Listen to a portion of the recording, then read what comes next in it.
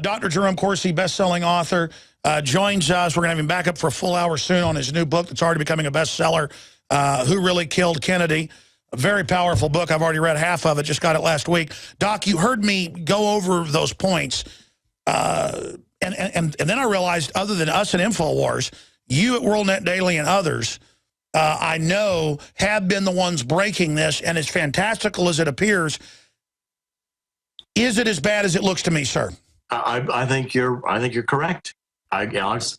I think you're right on. I mean, let's just dissect a little bit of this Kenya violence. First of all, you got to understand that the Somalis, remember the Somalis are the warlord, kind of unlawful, unruled country that we invaded when the Black Hawk down during the Clinton. That's Somalia. Somalia has been having Muslim terrorists pour into Kenya since Obama took office. I mean, I reported going back into 2007 when Obama was running for office. You remember that Odinga, who is the tribal clansman, and of course we've got tribal relations in Kenya that are very important. The tribal kinsman, Odinga, signed an agreement with the Muslims in Kenya, the National Muslim Leaders Forum, NAMLEF, in 2007, that if Odinga, who was then running for president, were supported by the Muslims, when Odinga got in, he would do everything he could, including revising the Constitution, to favor Islam. And Obama advised him, as your book broke down with the emails, on how to stage riots so they'd give him a prime ministership instead of the presidency when he lost. So bottom line, I should have quantified this. This is basically Obama behind jihadis connected to this attack. This is unbelievable.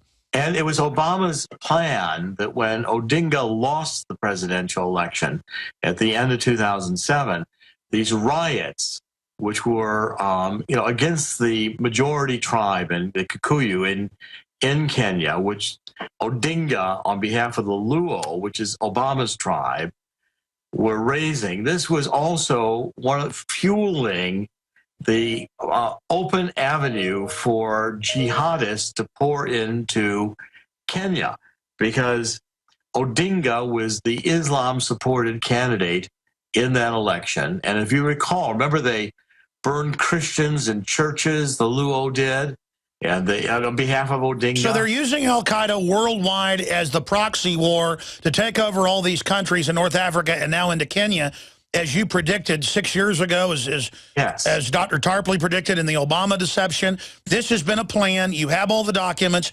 How do they think they're going to get away with this? And I want to get one more point on the record, too, because remember, Odinga lost the election in 2007, but he became co-head of state. Remember, he became prime minister, and that was arranged by Obama, together with Kofi Annan and the UN. They intervened, and they got Odinga made to be prime minister. Odinga then went and engineered this new Kenyan constitution, which, again, I reported on. Obama supported this with money. We're using U.S. foreign aid money to support the constitution being passed in Kenya. And the new constitution included additional rights for Islam, including rights to be ruled under Sharia law.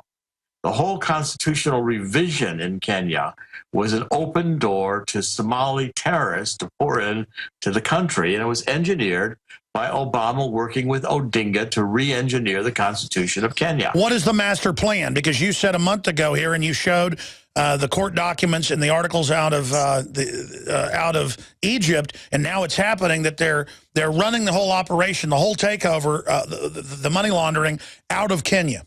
That's right. Obama's brother, his half-brother Malik, and this has now come out, verified by the Egyptian government. One of the heads of the Constitutional Court, that Malik Obama was running money for the Muslim Brotherhood in Egypt, and also running money for a terrorist organization out of northern Sudan, another terrorist state. Now, I've also reported and can confirm that criminal charges have been filed in Kenya, in Egypt, under Malik Obama in Kenya. There's a subpoena out for him right now. The Egyptians criminal authorities are seeking Malik to bring him, the brother of Obama, to bring him to justice in Kenya for working with terrorists to manage money, the Muslim Brotherhood in Egypt, and the Sudan, Northern Sudan terrorists, this Islamic Dawa organization that Malik also runs the money for. Now, people got to understand about Kenya. The Kenya has been predominantly a Christian country. I've been personally in the mall that's under attack in Kenya. I was there.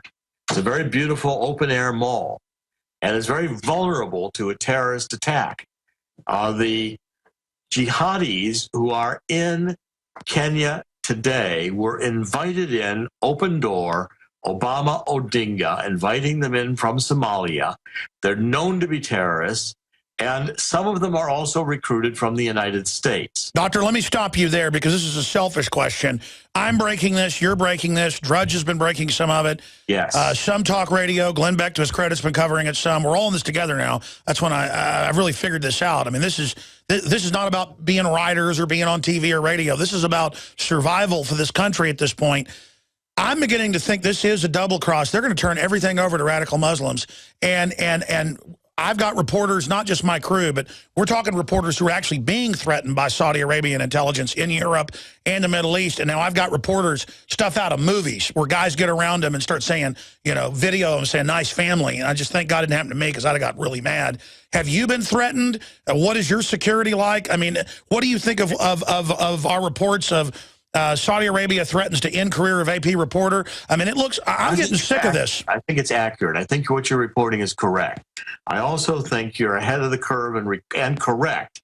We've reported it on WND as well, but the Saudis are behind the Islamic jihadists. The Saudis are funding and are supporting Al-Qaeda. These are wars that are largely over oil. They're over the price of oil. I agree with you there too, Alec. Well, why are they so mad at us then? Well, because, see, if Obama has carried the water for the Al-Qaeda, it started in Kenya before Obama was elected.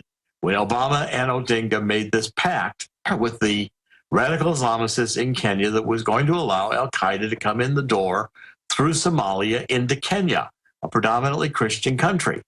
And when the violence occurred in Kenya, they called it tribal violence, which Odinga was using to gain power without reporting the Islamic nature of terrorism of this violence. So Obama is lowering the drawbridge from Egypt to Syria to Kenya to Libya to Central Asia to everywhere to bring in Al-Qaeda. This is high treason. What do we do? Well, and we also, and Alex, you connect the dots. You also reported, we've reported, this is what Ambassador Stevens was doing coming into Benghazi before he was ambassador. He was running guns to Al-Qaeda and Islamic jihadists backed by Saudi Arabia to destabilize Gaddafi. The same way Obama welcomed in Morsi, who was elected president after the so-called Arab Spring, which was nothing about destabilizing Northern Africa in favor of Al-Qaeda and Saudi Arabia. The Saudi Arabian forces are behind this because Saudi Arabia wants to control the price of oil. Saudi Arabia does not want any challenge on that, including, you know, a pipeline in the United States, which Obama is against, including a war on coal, which Obama is running. You got to understand the Saudis have managed to get the price of oil under Obama to over $100. That's right. For those that don't know this, the Saudis are the biggest funders of shutting off the fact that we're coal rich. Well, of course, they don't want us having access to our own power. And I'm sick of being like, America is colonized by all these corrupt special interests. It's disgusting. And they want to limit, the Saudis want to limit the amount of petroleum on the world market. They also want to eliminate the Shiites in Iran and would be happy to force us into a false flag war, CIA-supported war in Syria in order to go after Assad, who the United Nations has not said was the cause of the chemical weapons attack. That's Sir, how big is it? How big is it that the military is listening to you and I and others, and that the Joint Chiefs went and told Obama no? How big is that? I think it's huge. I think the military is listening to you, Alex. They're reading WND. The military is realizing that their lives have been put in harm's way again on lies, on, there were no weapons of mass destruction that we found with Saddam Hussein. Even going back to Gulf 91, fighting for Kuwait. Yes, Kuwait was very important to the Saudis, but Kuwait was not of national security significance. Kuwait was never going to attack the United States, or Saddam Hussein was never going to attack the United States with taking over Kuwait. But it was very important to the Saudis, and it proposed the need for false flags in wars which are going on today in Syria. And this is because, again, it would be the interest of the Saudis to see Assad gone, because Assad is an ally of Iran. So of all these interests that want to bring down Syria and carve it up, is Saudi Arabia, they admit they're the ones paying for it. They're paying for it. They're paying for it the same way they're paying for Al-Qaeda. They're paying for Al-Qaeda to destabilize Libya, Egypt, and now Kenya. They want Al-Qaeda to destabilize the entire world in Middle East and in Africa. This is so unbelievable. This is so incredible. Dr. Jerome Corsi is our guest. We're going to come back, and I'm going to give him the floor in the final segment to ask him, how are things going for Obama? Where is this fight going? What does he expect next? I feel a false flag. I see that as their trick. We'll be right back. The Alex Jones channel is the official page of the InfoWar. But don't miss what's happening on our other channels. The Info Warrior, with the week's best videos. Prison Planet Live, where Paul Joseph Watson gives his expert analysis. And keep up with the rest of the InfoWars crew on our other pages. All of our videos are available to repost for educational purposes. See the sidebar of the Alex Jones channel for the subscription links. And remember, you can always find our videos in the highest quality by becoming a member of PrisonPlanet.tv.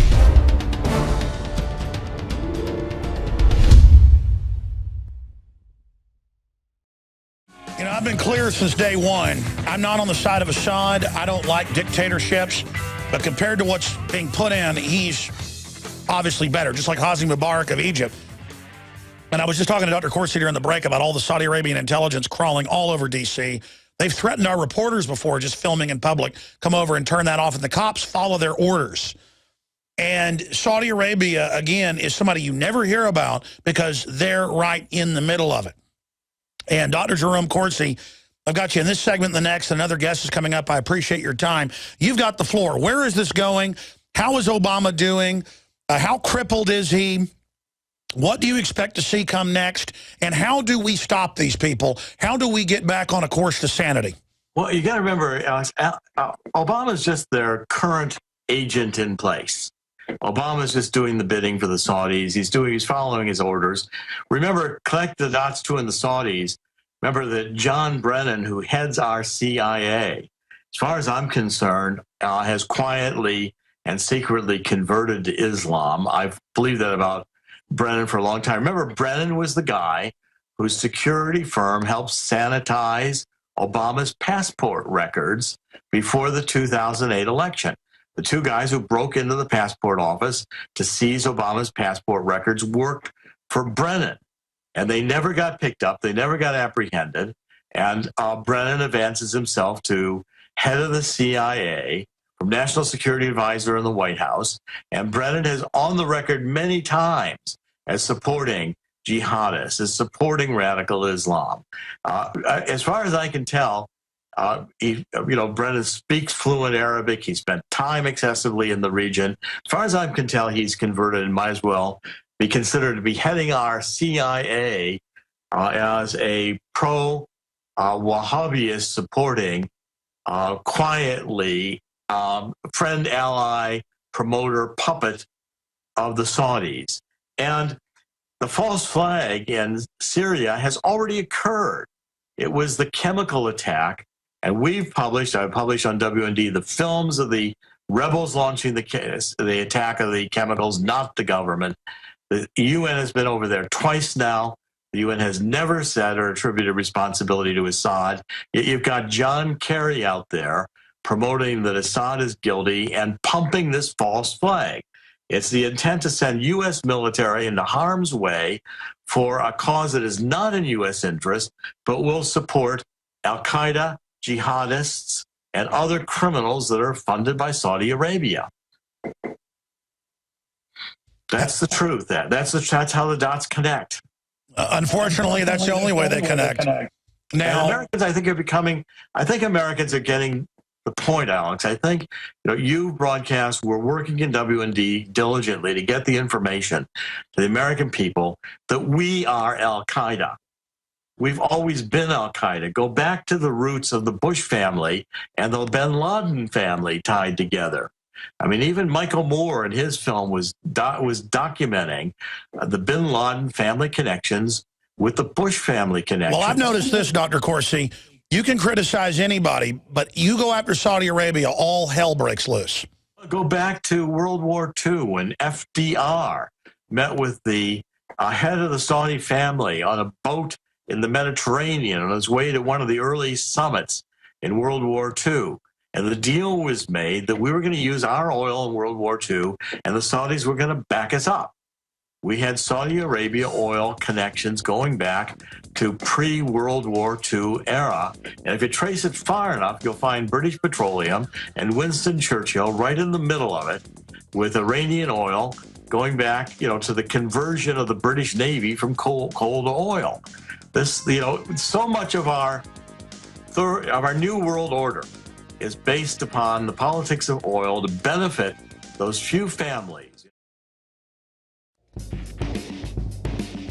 InfoWarsStore.com, a conscious and involved distributor of independently made products that support a healthy and aware community.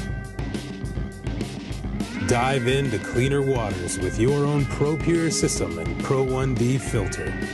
Save 10% with the promo code WATER. We've handpicked a veritable treasure trove of the best non-GMO seed banks on the market. And our selection of films showcases a wealth of knowledge outdone only by our books. Check for combo packs to multiply your savings. Wear your colors proudly with one of these conversation starters. Now available in pink. Get prepared and fund the revolution at InfoWarsStore.com. Dr. Jerome Corsi, best-selling author, worked at the highest levels of international finance and also for the State Department as a consultant, really an expert of experts on what's happening in the Middle East. And think of America now as a castle that doesn't have walls anymore. We're wide open to any special interest. The American people aren't organized except around football. And all these special interests are just running wild to the point of they have such disrespect for us. Obama signs an order 2 weeks ago to legalize what he's already doing, but I've read the code. It doesn't legalize it, to be able to arm al-Qaeda. And you've got this plan to turn basically half the world over to al-Qaeda while using the al-Qaeda threat to take our liberties here domestically. Dr. Corsi, you were getting into the power of Saudi Arabia earlier, but in the 3-4 minutes we have left, you've got the floor here finishing up. How do we stop this? What are you worried about coming down the road? What do we do? Well, I want people first to understand that it was Obama and Odinga, Obama's Luo cousin, who was, after violence and losing the election, prompted by agreements, that discussions between Obama and Odinga got to be co-head of state and opened the door with the new constitution to al-Qaeda coming into Kenya through Somalia. Kenya used to be a 90% Christian country. It was very stable. But between Obama and Odinga, Kenya's been destabilized. You now see massive Somalian terrorist al-Qaeda-linked groups operative in Kenya. And this attack on the mall is a shocking indication of how powerful these al-Qaeda groups have come. They're killing Christians in the mall who can't give answers as to who Muhammad's mother was, and other questions with regards to Islam. This is the Saudis backing al-Qaeda, joined by Obama backing al-Qaeda. And in terms of false flags, the false flags have already occurred. This entire chemical attack ruse in Syria, which is a ploy to get our military to go along again and put their lives at risk for oil, for the interests of the Saudis to combat Iran. And, Obama is in the process right now of funding al-Qaeda throughout northern Africa, including from Libya, with the worst terrorists armed with weapons that we provided in part, being brought into Syria for these al-Qaeda and other jihadists through Turkey. And this is what Ambassador Stevens was at the center. It's why Benghazi is still alive. It's why Obama won't tell us what he was doing that night when we let these guys die in Benghazi without bringing military to try to save them. So people got to wake up and understand that the lies here have been going on since before World War II. And this new world order crowd that thinks that they can, create international structures, international finance, and push everybody around on lies of al-Qaeda, when in fact we are al-Qaeda, the Saudis are al-Qaeda, and people have got to get that point through their heads. That's very powerful stuff, Alex, but I can back it all up. I know. It's all there publicly. All there. And it's so frustrating. And I have this sense of dread for our society on one hand, but the other hand, I see a big awakening. The power structure better not be worried about us. They better be worried about the military waking up. Well, if the military wakes up and realizes how many men and women have been killed and maimed over, lies. I mean, the lie was to get into Iraq in the first place in 1991 over Kuwait, which is insignificant to U.S. national security interests. And George H.W. Bush proclaiming during that war in a speech to Congress, New World Order. That was the. We're going to have to get you back up in the next few days. This is too important. Thank you, Dr. Corsi. Now you can watch the InfoWars Nightly News streaming live as it happens for free. Check it out at InfoWars.com/show.